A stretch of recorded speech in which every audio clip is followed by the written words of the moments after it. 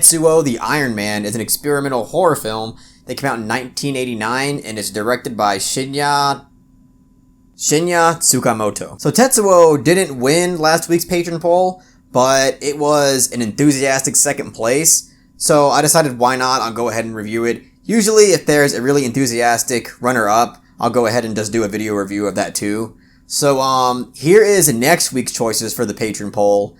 If you would like to empower your voice on the channel and vote on these weekly polls, please consider becoming a $1 patron. It would mean so much to me. So I'm going to be honest, Tetsuo is a film that I've never even heard of until maybe a few weeks ago. The only reason why I heard about it is because I was requesting a lot of people on this film forum that I'm a part of to give me a lot of more obscure horror films that I probably haven't seen. And Tetsuo the Iron Man was a really frequent one that a lot of people were recommending to me. And I decided, okay, I'll put that in a patron poll at some point. So I did. And it came in enthusiastic second place. So I said, okay, I'm going to watch it and review it. And coming out of it, guys, I think this film is arguably a masterpiece. This film took me for a wild ride that I did not expect. And this film does a lot of essential things that I would expect a masterful film to do.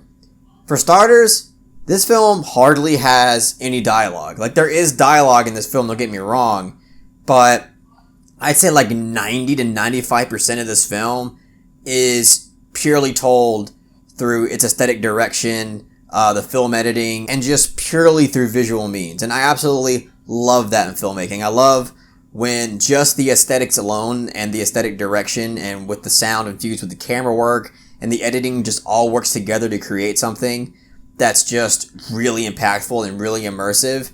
When a film is able to do that, like, I know that I am watching something that is masterful. And this film just hit every beat just right for me. But I mean, some people are definitely going to be like, what the hell did I just watch?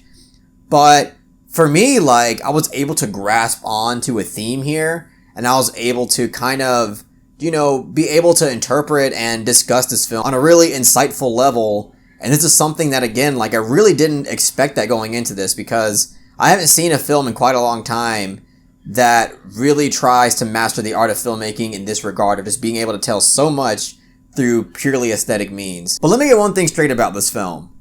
This film is an absolute batshit, unsettling piece of mindfuckery that you have to kind of prepare yourself for when you're going into it. I wasn't prepared for it, and it didn't really affect my experience that much at all. But for some people, I think that maybe just know going into this that this is one just out there kind of film that really goes for what it's trying to do and leaves no stone unturned. It's really uncompromising, kind of like Hausu. It's very uncompromising with its vision. But even though there were moments in this film that were just incredibly absurd that you kind of just have to laugh at it, this film actually did make me feel unsettled in a lot of different areas. This film truly makes you feel uncomfortable in a lot of ways. And there are so many creative scenes in this film that I just admire so much. Like, there are a few sequences in this film that I just haven't seen before. Like, I've never seen somebody portray this subject and portray a character in that way. And it was just really mind-blowing. Like, this film really blew my mind in a lot of different ways. And I'm just baffled that I was able to experience something that I think is, again, really, really masterful in a lot of ways. But what's really cool about this film, too, is that I feel like someone who's, like, really into anime, I feel like even though they're not really exposed to, like, incredibly, like, experimental artsy stuff, I feel like they would be able to really enjoy this film, because there's this kind of, like, animated charm to it that I think it would be really easy for them to really latch themselves to. And maybe for, like, the casual viewer who just wants to watch a horror movie, maybe this wouldn't work, because, again, it's really out there. It's really absurd. I can see them just being like, what the hell is even that? But for me, I love that I was able to actually grasp the central theme to this film, because to me, it seems rather obvious. Like, to me, like, I was able to interpret that this film is trying to make a large social statement about the Industrial Revolution and just the reliance on manufacturing and just our reliance on technology as well, and just the anxieties that can cause someone that they know that they have no choice but to get used to this kind of technology, which is mostly metal. Like, this film really tackles the use of metal and how it's just, the use of metal is totally inevitable. And this film exploits and attacks the anxiety that society and people have of the over-reliance of us always having to adjust to new circumstances and adjust to new technology. And I love that this film was able to convey these themes in such an out-of-the-box way, in a really unsettling and horrific way. There are some horrific scenes in this film that really provoke a reaction out of you. And I think horror is a genre that is meant to provoke a real reaction out of you. And this film, I feel like, does that precisely. It does it honorably. And I haven't mentioned yet that this film, especially in the third act, uses stop motion technique with filmmaking. It's not animation. Well, maybe some of it is animation, but a lot of it just looks like stop motion filmmaking.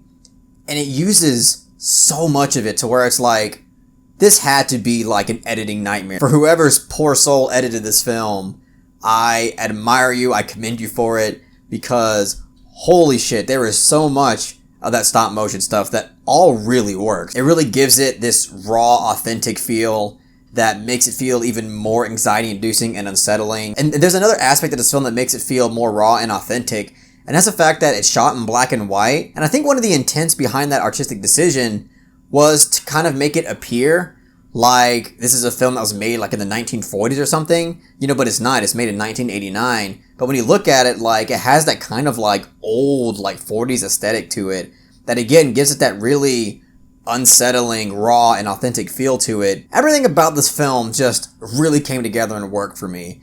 The atmosphere, the horror, the themes, the camera work even was really well done. The acting is incredible too. Like, I haven't mentioned that, but the dedication that these actors had to these roles is like on another planet. Like, they were incredible for what they were given. They were really convincing for all the shit that they had to do in this film, and I highly commend them for that.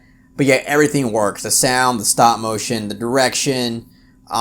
This film is a powerhouse in filmmaking, and I obviously think that this film is worthy of recommendation. If you're into horror, if you're into art house, if you're a film lover, even if you're into anime, I think that this film could really click with you, and you can really experience something just really wild and out there that you may have not experienced before. So I'm gonna give Tetsuo the Iron Man a 10 out of 10.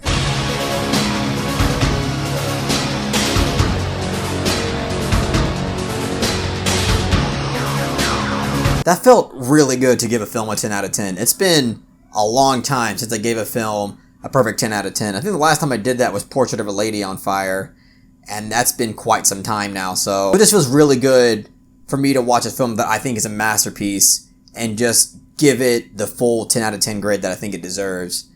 But yeah, I mean, that's all I gotta say about Tetsuo. I can't wait to watch this film again. I don't think it's gonna lose a sting at all on the second viewing. I'll probably even like it somehow even more on the second viewing. So yeah, if you really enjoyed what I had to say about Tetsuo, please give this video a like and share it amongst your friends. And don't forget to subscribe to the channel to be updated on more film-related content.